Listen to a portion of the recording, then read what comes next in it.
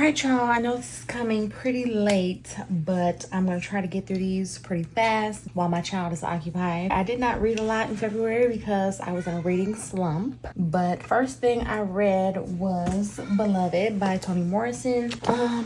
This was cool, y'all. It was a good book, but the way Toni Morrison writes, it's like super poetic, super metaphorical, so it's like, okay, Miss Girl, this is cool, but like it's a little much. So this was cool. I gave it 3.5 stars. It was very strange, different from anything else I've ever read, but it was just okay.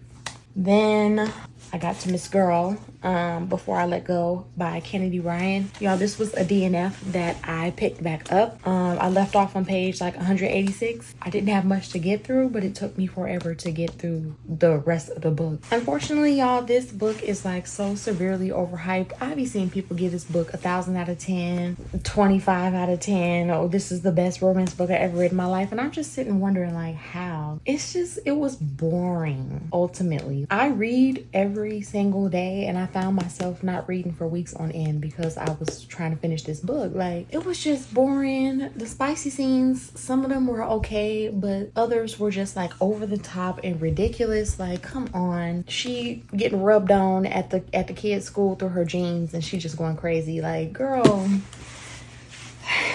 And it's a second chance romance, so we all know how it was gonna end up. So this was okay. I think I gave it either 2.5 or 3 stars. It was okay. So I'm willing to read the other 2 in the series. Hopefully they're much better than this one, but yeah, this one.